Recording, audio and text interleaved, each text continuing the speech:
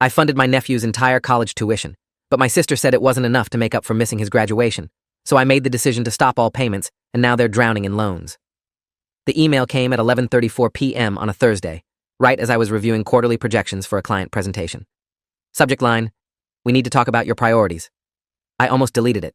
My sister Lisa had a gift for dramatic timing, but something about the phrasing made my stomach clench. I opened it. 3 paragraphs of carefully crafted guilt, building to a single accusation that made my hands freeze on the keyboard. If you actually cared about Daniel, you would have been there for the most important day of his life. But I guess $127,000 doesn't buy love, does it? I read it twice, then a third time, waiting for the punchline that never came. She was serious, dead serious. And in that moment, staring at those words glowing against the dark screen, I realized my sister genuinely believed I owed her more than 6 figures of my own money, 4 years of financial sacrifice, and every shred of the future I'd postponed for her son. I'd been funding Daniel's college education since the day he got his acceptance letter to Northwestern, back when he was still posting TikToks about graduation parties, and Lisa was calling me in tears about student loans.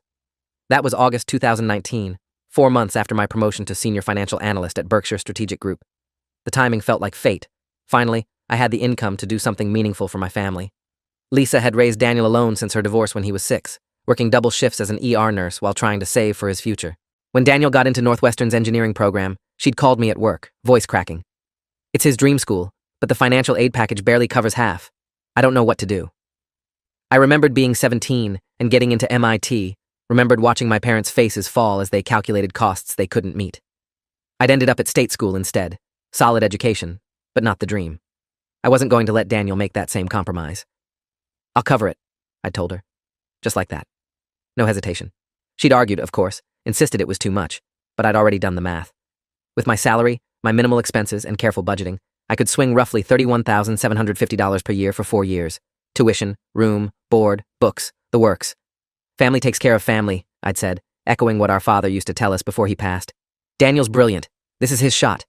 Lisa had cried, grateful tears, real ones, and promised she'd never forget it. Daniel had written me a thank you card in his messy 17-year-old handwriting. Uncle Rob, you're literally changing my life. I'm going to make you proud. I'd stuck it on my fridge, where it stayed for the next 4 years, a reminder of why I ate ramen 3 nights a week and drove my 2011 Toyota into the ground instead of upgrading. The payments started in September 2019, direct wire transfers on the 1st of every month.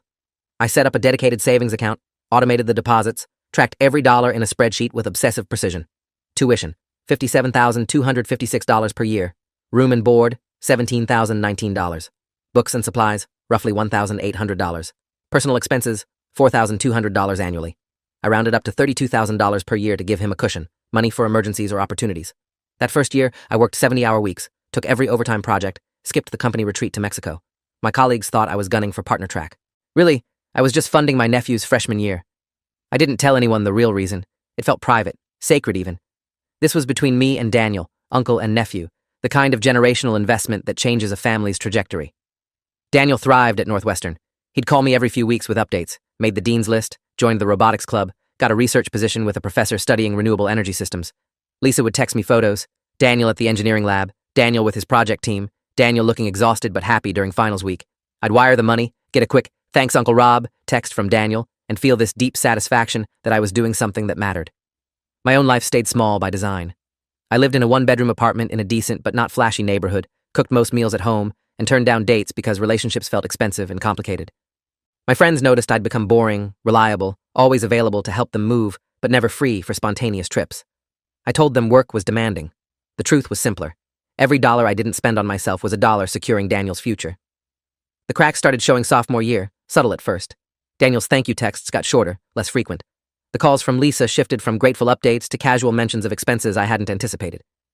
Daniel needs a new laptop for his CAD classes. His old one can't handle the software. Can you cover it?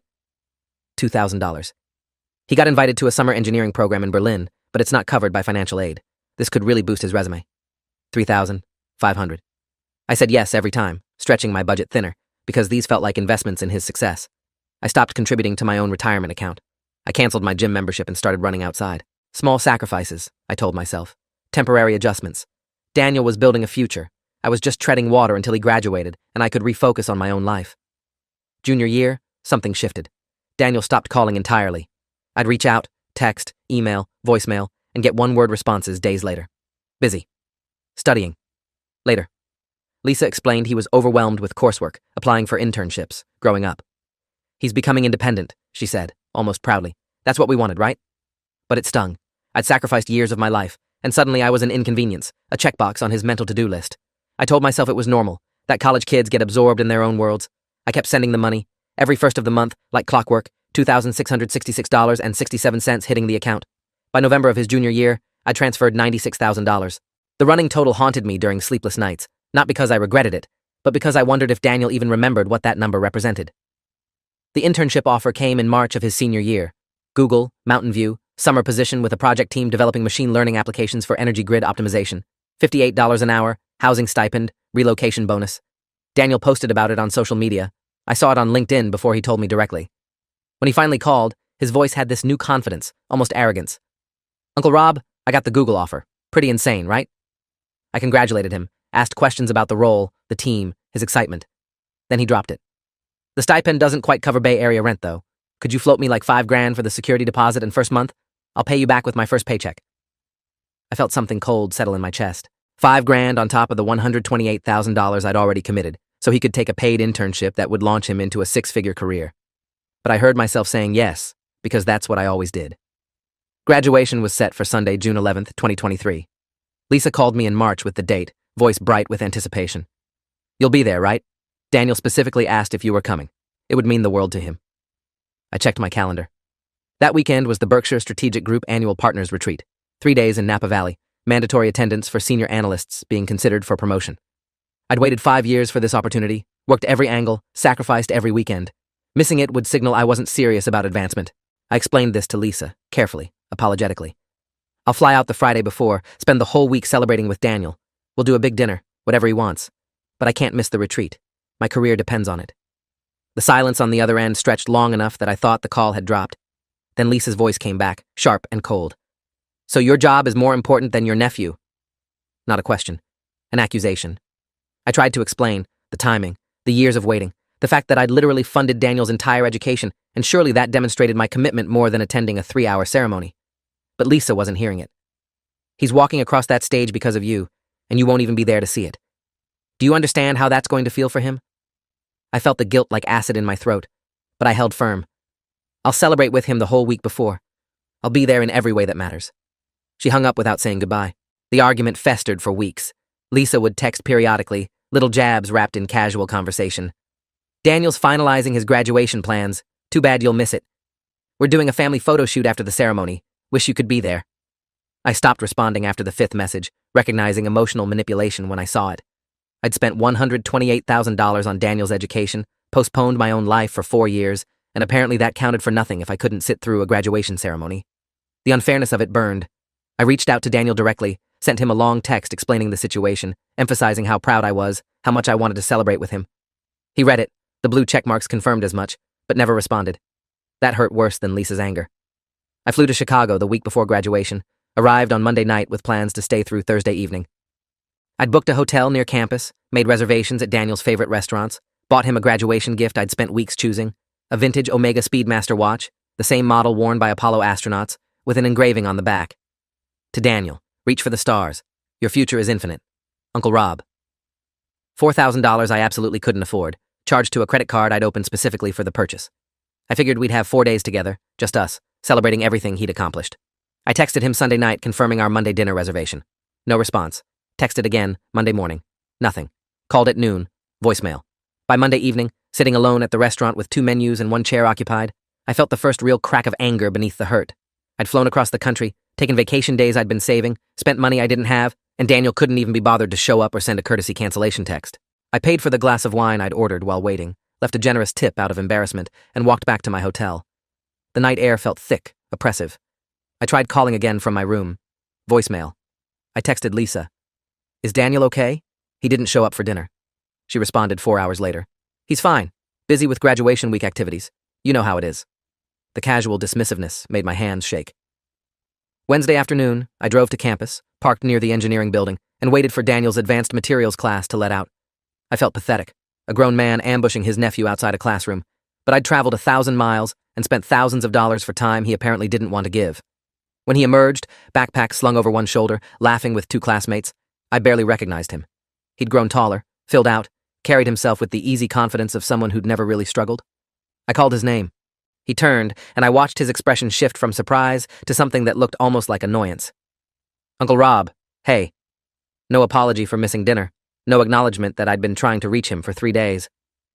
I've been calling you, I said, trying to keep my voice level. We had reservations Monday night. He had the decency to look slightly uncomfortable. Yeah, sorry about that. Things have been crazy. Graduation week, you know. His friends hovered awkwardly a few feet away, clearly waiting for him. Can we grab coffee or something? I'm only here until Thursday, and I wanted to spend time with you before I fly back. Daniel glanced at his phone, frowned. I've got a group dinner thing tonight, and tomorrow's rehearsal, and then the ceremony prep. This week is kind of packed. The words hit like a physical blow. Packed. Too busy for the uncle who'd bankrolled his entire college experience. I felt something shift inside me, something hard and cold settling where warmth used to live. I brought you a graduation gift, I said quietly, pulling the watchbox from my jacket pocket. His eyes lit up, the first genuine emotion I'd seen from him, and he reached for it. I let him take it, watched him open the box, saw his face transform when he saw the Omega. Holy shit, Uncle Rob, this is incredible.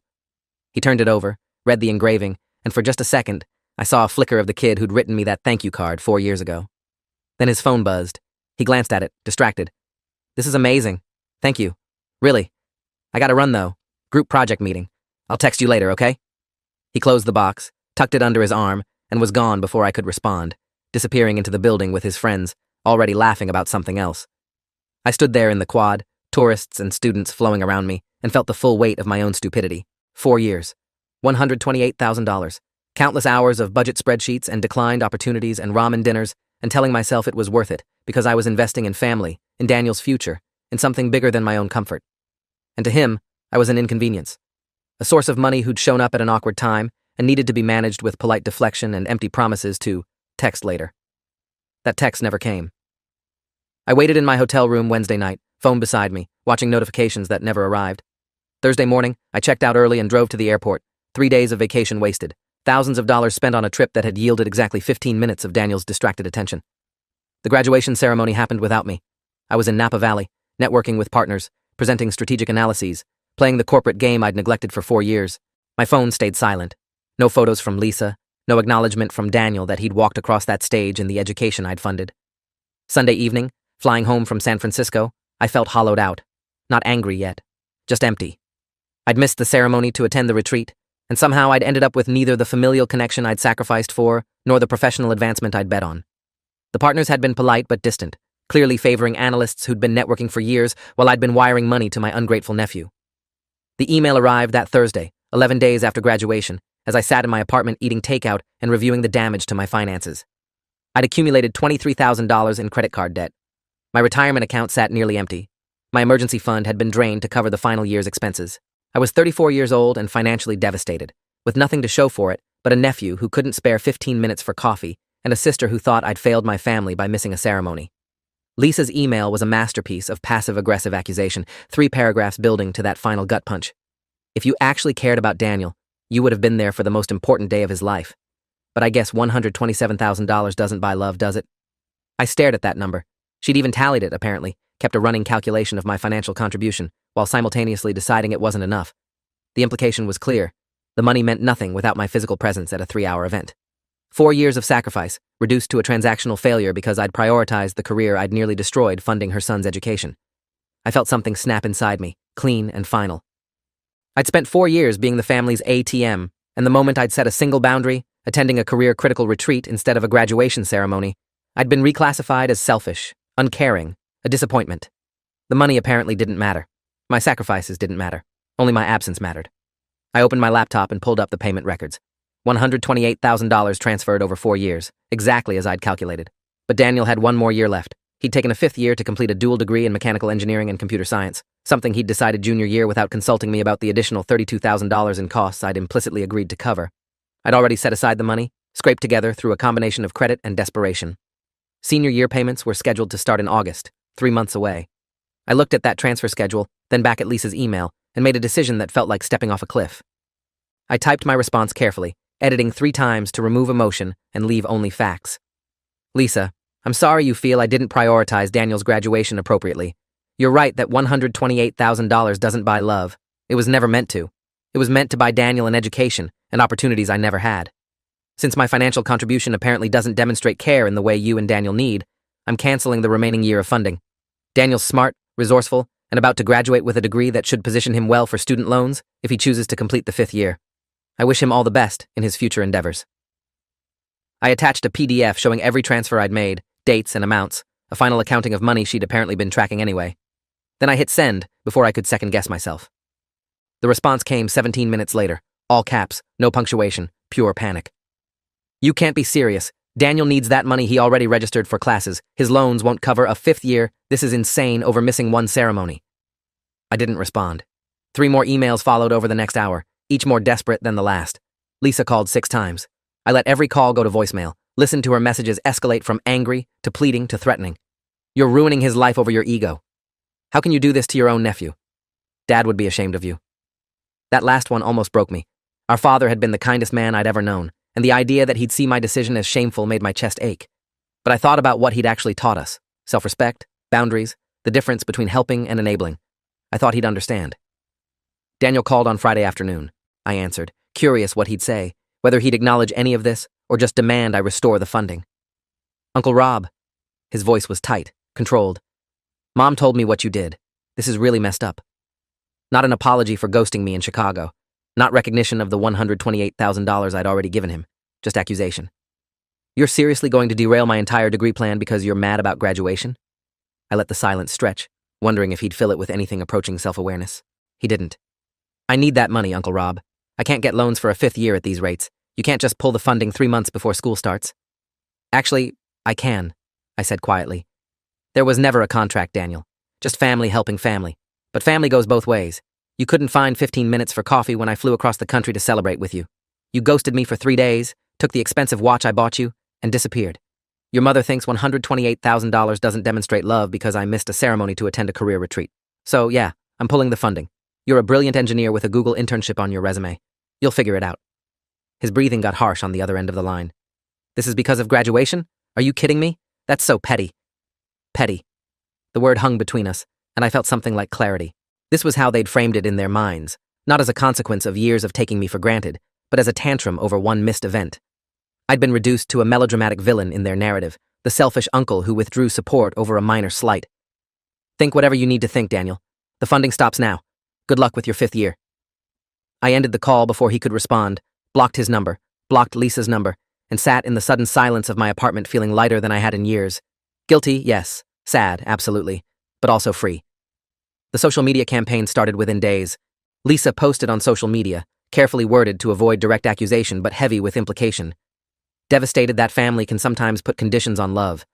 My son worked so hard, and now his education is in jeopardy because someone decided to withdraw support over a missed event, praying for a miracle.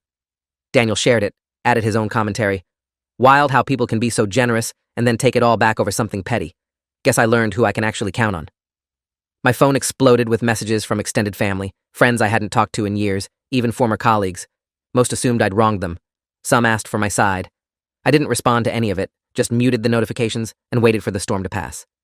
If you are enjoying this story already, please subscribe to see more stories like this. My cousin Angela called, one of the few family members who'd always seen through Lisa's dramatics. Okay, I saw the posts.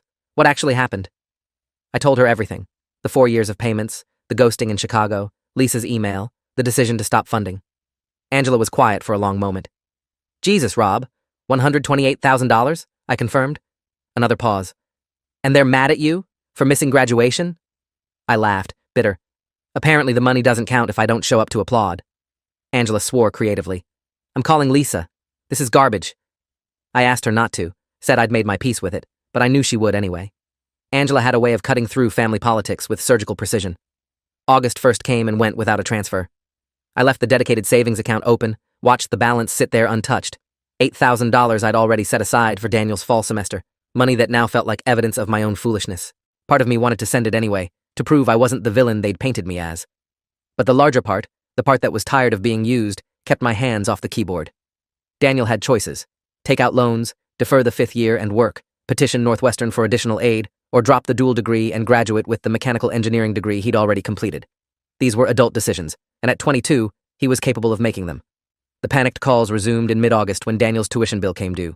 Lisa left voicemails sobbing about loan interest rates, about how Daniel couldn't afford to defer because he'd already accepted a full-time offer from Google starting the following summer, about how I was destroying his carefully planned timeline. I felt a flicker of sympathy. I'd never wanted to hurt them, just to stop being hurt by them. But I held firm. The boundary was set. They'd shown me exactly how much I mattered when the money stopped flowing. Not at all.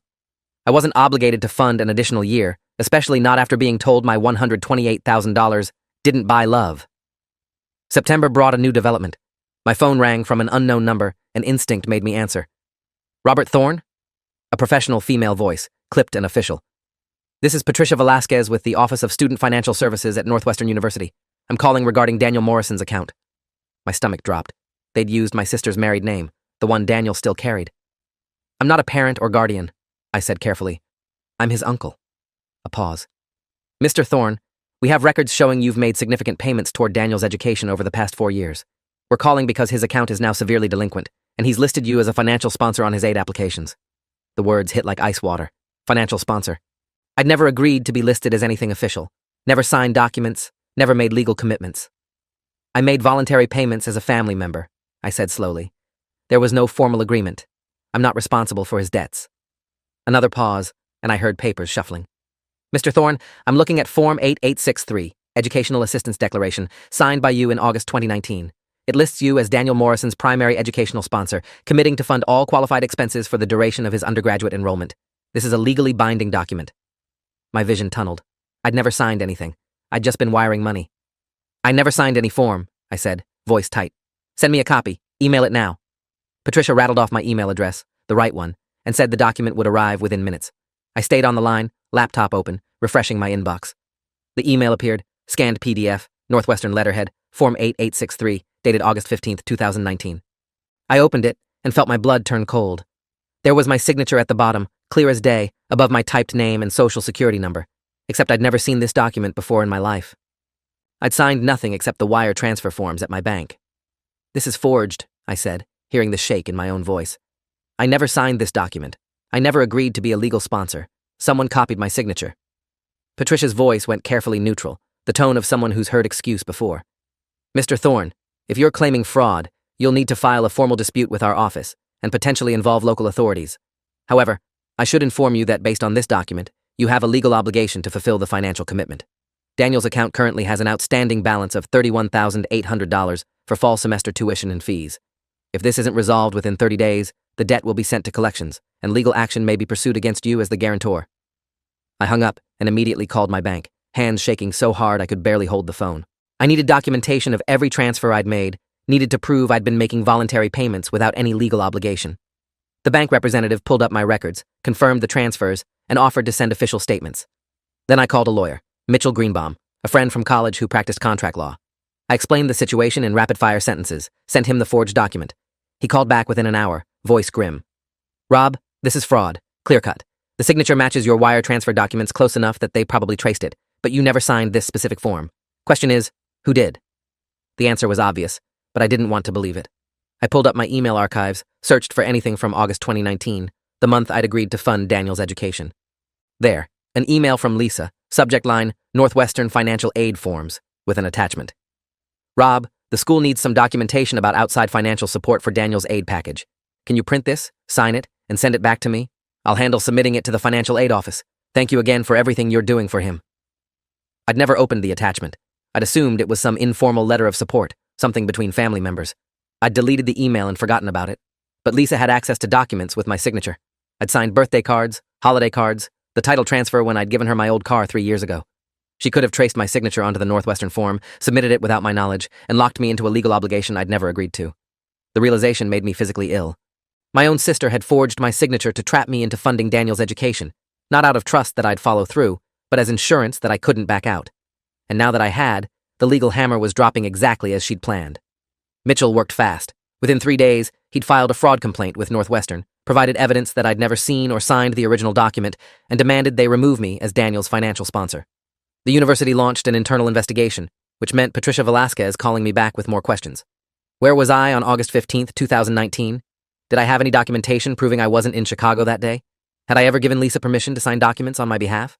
I provided everything they requested. Work records showing I'd been in New York, credit card statements proving I'd bought lunch in Manhattan that day, email chains demonstrating I'd had no knowledge of the form. Patricia's voice grew more sympathetic with each call. The investigation took 6 weeks. 6 weeks of my life suspended in legal limbo, waiting to see if I'd be held responsible for $31,800 I'd never agreed to pay, for a forgery I'd never authorized. Daniel called twice from unblocked numbers, screaming about how I was destroying his life over a technicality, how I was hiding behind lawyers instead of just paying what I owed. I didn't engage. Lisa sent emails mixing threats with emotional appeals. Dad would be disgusted by what you're doing to your own nephew. Followed an hour later by, please, Rob, I'll do anything. Daniel needs this money. I made a mistake with the form, but you were going to pay anyway, so what's the harm? The harm, I didn't respond, was fraud. The harm was betrayal. The harm was 4 years of trust violated with a forged signature. October 12th, Patricia Velasquez called with the results. Mr. Thorne, our investigation has concluded that the signature on Form 8863 was not authentic. We've removed you as Daniel Morrison's financial sponsor, and you have no legal obligation to Northwestern University. However, she paused, and I braced for whatever came next. We've reported the fraud to local authorities in Illinois.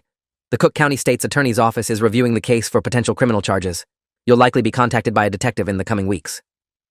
I thanked her, hung up, and sat in the silence of my apartment, feeling nothing close to vindication. My sister had committed fraud. The woman who'd raised me, who'd cried on my shoulder when her husband left, who'd called me her hero for funding Daniel's education, she'd forged my signature to trap me in a legal obligation. Detective Lawrence Kimura from the Cook County Sheriff's Office called on October 19th. 15 years in financial crimes, he explained, mostly check fraud and identity theft. Mr. Thorne, I've reviewed the Northwestern University complaint. The signature analysis is pretty clear. Someone traced your signature onto that form. University records show the form was submitted via email from your sister's account. I need to ask you directly. Do you want to press charges? The question hung in the air. Pressing charges meant potential criminal penalties for Lisa, meant blowing up what remained of our family, meant Daniel learning his mother had forged documents to control me. Not pressing charges meant letting fraud slide, meant no accountability, meant they'd know they could violate me without consequence. Yes, I said. I want to press charges. Detective Kimura acknowledged my decision, explained the next steps. Formal complaint filing, possible grand jury if the state's attorney decided to prosecute, the whole legal machinery grinding into motion. He warned me it would get ugly, that family fraud cases always did. I told him I understood. I'd already lost my family. Now I just wanted the truth on record. He said he'd be in touch, hung up, and I added his contact to my phone. Detective Kimura, fraud case. The label felt surreal. My sister, the fraud suspect. My nephew, collateral damage in a case I'd never wanted to be part of. Lisa was arrested on November 3rd, 2023, charged with forgery and fraud. I learned about it from Angela, who'd seen the local news coverage. Minor story, quick blurb about ER nurse arrested for educational fraud scheme. The word scheme made it sound premeditated, calculated. Maybe it was. Maybe Lisa had always planned to trap me, had always seen me as a resource to be exploited rather than a brother who'd sacrifice anything for her and Daniel. The thought made me ache. Angela said Lisa was released on bail within hours, that she was maintaining the story that it had been a misunderstanding, that I'd given verbal permission for her to handle the paperwork.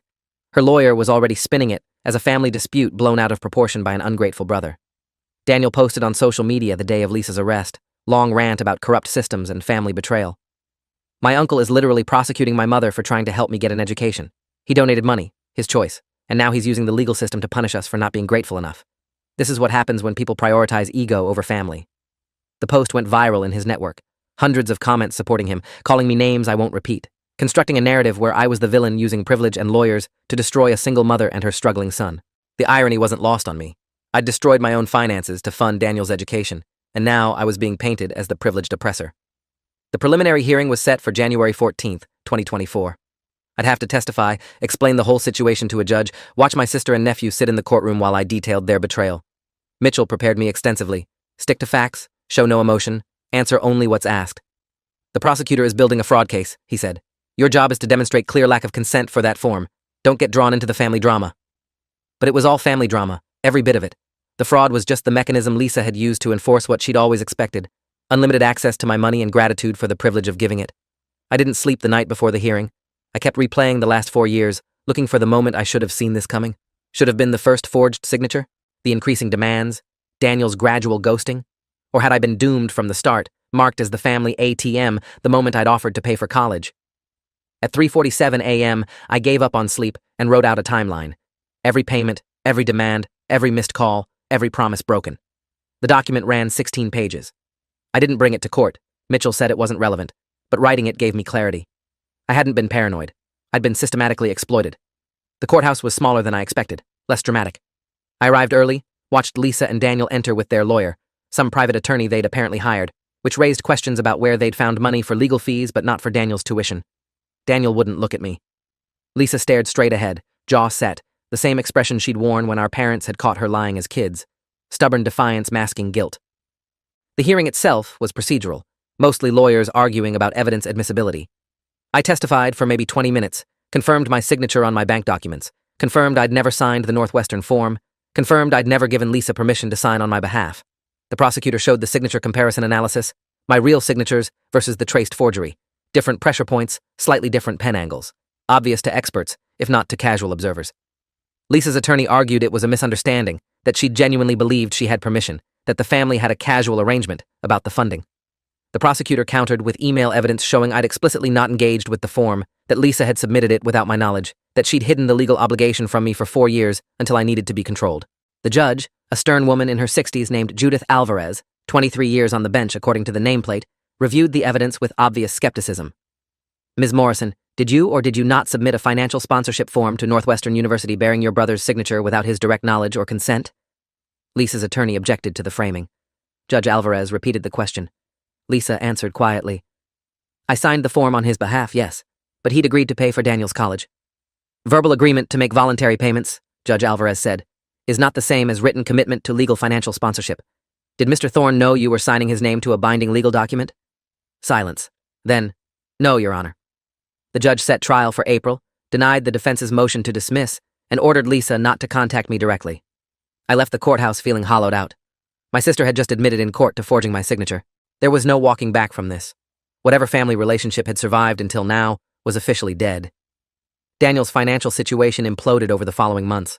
Without my funding and with Northwestern demanding payment for his 5th year, he'd taken out private student loans at brutal interest rates, 8.9% variable rate on $38,000. He'd also maxed out 2 credit cards trying to cover living expenses.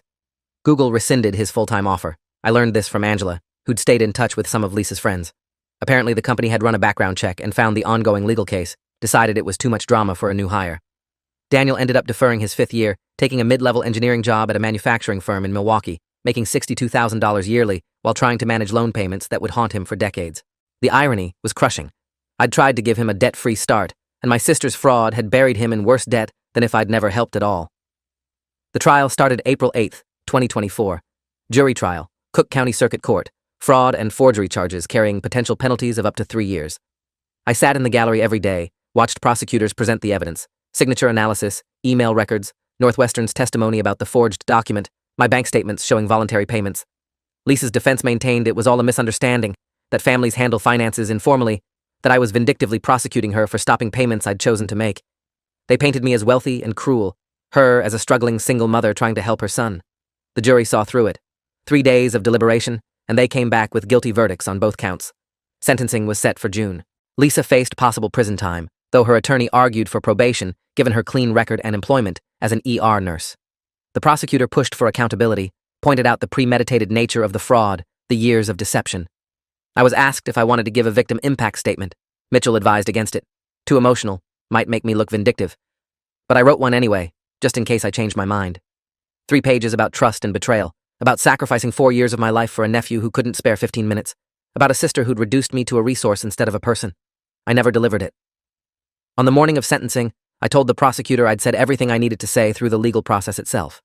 Judge Alvarez sentenced Lisa to 18 months probation, 200 hours community service, restitution of $2,500 to cover my legal fees, and a permanent fraud conviction on her record. No jail time, which part of me resented and part of me felt relieved about. She was still my sister, even after everything. Daniel was in the courtroom, heard the whole thing, watched his mother become a convicted criminal because she'd forged documents to control me. I wondered if he understood yet, if he'd connected the dots between his mother's crime and his current mountain of debt. Probably not. People rarely accept that their own choices led to their consequences. I didn't attend the sentencing. I sent Mitchell as my proxy, asked him to text me the results. When his message came through, probation, restitution, no jail, I felt nothing. No satisfaction, no relief, nothing.